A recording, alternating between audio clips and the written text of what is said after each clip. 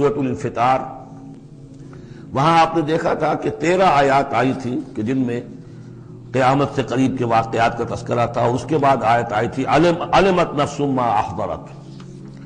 یہاں اس کو مختصر کیا ہے اور 4 آیات کے اندر، لیکن اس کے بعد علمت نفس ما قدمت واخرت، اس کی وضاحت اور جو نتیجہ نکلے گا سورہ تکویر میں وہ نہیں تھا کہ کیا نتیجہ نکلے گا، بلکہ یہ کہ کدھر جا رہے ہو، ادھر جا رہے ہو یا ادھر جا رہے ہو۔ لیکن سورہ انفطار میں وہ دونوں کے نتیجے بیان کر دیے جائیں گے کہ ادھر جاؤ گے تو کہاں پہنچو گے، ادھر جاؤ گے تو کہاں جاؤ گے۔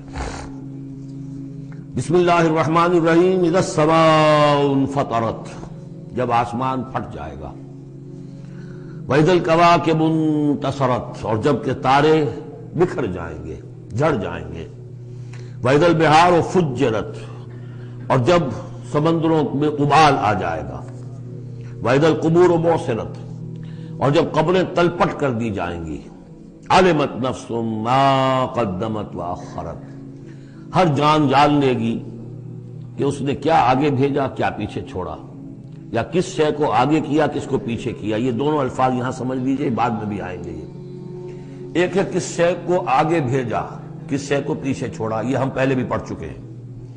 ایک یہ ہے کہ دنیا میں انسان کا ہر طرز عمل جو ہے وہ 2 چیزوں کے درمیان طے کرتا ہے کہ اس میں سے کس کو میں پرائرٹی نمبر 1 دوں، کس کو پرائرٹی نمبر 2 دوں۔ جس کو پرائرٹی نمبر 1 دی ہے، ترجیح نمبر 1، وہ ہے جس کو اس نے آگے کیا۔ جو ترجیح 2 میں رکھا وہ ہے جو پیچھے کیا۔ بس یہی سارا معاملہ ہے کہ تم نے آخرت کو ترجیح اول دی ہے یا دنیا کو، کس کو مقدم رکھا کس کو مؤخر۔ ایک راستہ یہ ہے کہ میرا مطلوب تو ہے آخرت، دنیا جتنی مل جائے نہ ملے تو بھی کوئی بات نہیں۔ ایک یہ ہے طرز عمل کہ میرا اصل مقصود ہے دنیا، آخرت کچھ مل جائے تو بونس ہے، کسی کی سفارش سے مل جائے، کسی کے اور ہیلے بہانے سے مل جائے، لیکن مقصود میرا دنیا ہے۔ تو بما قدمت واخرت، کیا آگے کیا کیا پیچھے کیا، یا کیا آگے بھیجا کیا پیچھے چھوڑا۔ یا ایھا الانسان ما غرک بربک الکریم، اے انسان تجھے کس شخص نے دھوکے میں مبتلا کر دیا ہے اپنے رب کریم پر۔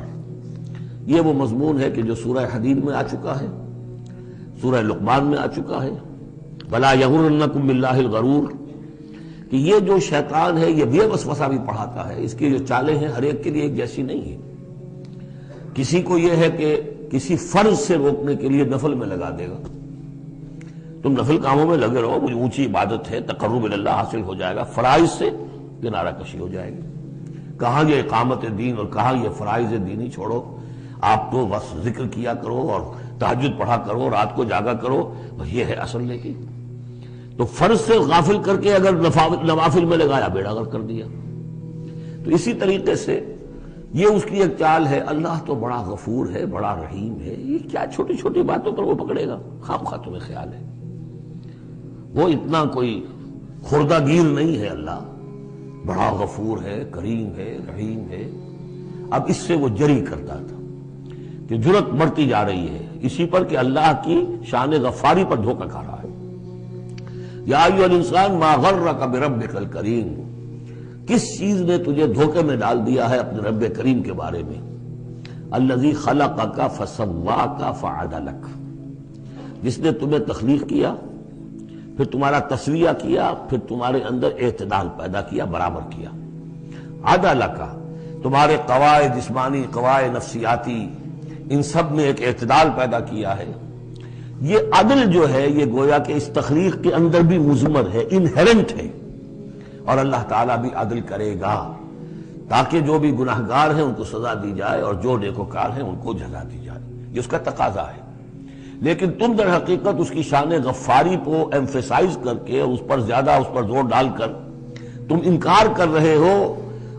فی ای صورت ما شاء رکبک، پھر جس شکل میں اس نے چاہا ہے تمہیں ترکیب دے دیا، جوڑ دے دیا۔ کلا بل تکذبون بالدین، تم جزا و سزا کا انکار کر رہے ہو، در حقیقت اللہ کی شان غفاری کے قصیدے نہیں پڑھ رہے ہو، بلکہ یہ شان غفاری کے قصیدے پڑھنے کا مطلب کیا ہے کہ تم در حقیقت جزا و سزا کا انکار کرنا چاہتے ہو۔ عصیاں سے کبھی ہم نے کنارہ نہ کیا، لیکن تیری رحمت نے گوارا نہ کیا۔ ہم نے تو جہنم کی بہت کی تدبیر، اس کے بعد آتا ہے لیکن تیری رحمت نے گوارا نہ کیا۔ اسیاں سے کبھی ہم نے کنارہ نہ کیا، پر تو نے دل آزردہ ہمارا نہ کیا۔ ہم نے تو جہنم کی بہت کی تدبیر، لیکن تیری رحمت نے گوارا نہ کیا۔ یہ بالکل وہی فلسفہ ہے۔ جہنم کی تدبیر کر رہے ہو تو اس کے عدل کا تقاضا ہے کہ جہنم میں پہنچائے تمہیں۔ یہ دھوکہ دے رہے ہو اپنے آپ کو، اس کے جزا و سزا، اس کے عدل کا انکار کر رہے ہو۔ یہ ہے اصل میں صورتحال کی جو تو سمجھ لینے کی ضرورت ہے کہ اس نے تمہیں بنایا، اس کا تسویہ کیا، اس میں عدل پیدا کیا، توازن پیدا کیا، پھر تمہیں جس طرح چاہا جوڑ دیا۔ کسی کی ناک بڑی بنا دی، کسی کی آنکھیں بڑی بڑی بنا دی، جو چاہا اس نے کیا۔ آپ نے اپنے فیچرز خود تو چوز نہیں کیے ہیں کہ اپنی مرضی کے مطابق بنا دیے گئے ہیں، آپ کی مرضی کے مطابق۔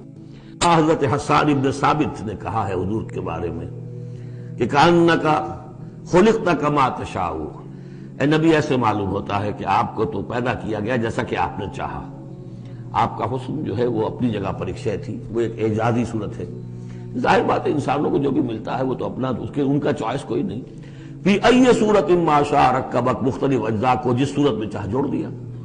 کلا بل تکذبون بالدین، اصل بات کیا ہے کہ تم جزا و سزا کا اور عدل کا انکار کر رہے ہو۔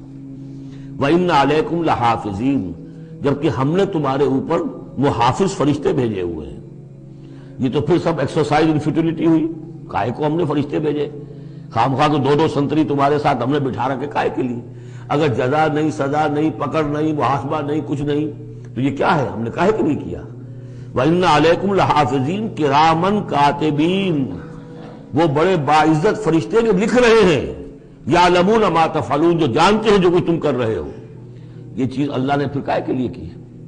یہ سب جیسا کہ میں نے کہا ایکسرسائز ان فیوٹیلٹی ہے، یہ تو عبث ہے، کار عبث، اور اللہ تعالیٰ کوئی کار عبث بیکار نہیں کرتا۔ تو نتائج نکلیں گے۔ نتائج کیا ہیں؟ ان الابرار لفی نعیم، نیکوکار اللہ کے وفادار بندے وہ ہوں گے نعمتوں میں۔ وَإِنَّ الْفُجَّارَ لَفِي جَحِيمٍ، اور جو فاسق و فاجر ہوں گے، جو کہ اپنی نفس کی شہوات و خواہشات کے بندے ہوں گے، لفی جہیم، وہ جہنم میں ہوں گے۔ یصلونہا یوم الدین، داخل ہوں گے اس میں یوم الدین کو، جزا و سزا کے فیصلے کا دن۔ وما ہم عنہا بغائبین، پھر وہ وہاں سے کہیں جا نہیں سکیں گے، غائب نہیں ہو سکیں گے، وہاں سے نکلنے کا کوئی سوال نہیں، وہاں سے بھاگ جانے کی کوئی جگہ نہیں۔ وما ادراک ما یوم الدین، اور تمہیں کچھ پتا ہے، کسی نے کچھ بتایا ہے یوم الدین کیا ہے؟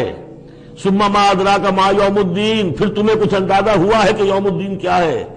یوم لا تملک نفس لنفس شیئا والامر یومئذ للہ، جب کسی جان کو کسی دوسری جان کے لیے کوئی اختیار حاصل نہیں ہوگا، اور امر کل کا کل اللہ کے ہاتھ میں ہوگا۔ والامر یومئذ للہ، لمن الملک اليوم للہ الواحد القہار۔ واتقوا یوما لا تجزی نفس عن نفس شیئا ولا يقبل منها شفاعۃ ولا یؤخذ منها عدل ولا هم ينصرون۔ وہ دن جانتے ہو، وہ دن وما ادراک ما یوم الدین ثم ما ادراک ما یوم الدین یوم لا تملک نفس لنفس شیئا والامر یومئذ للہ۔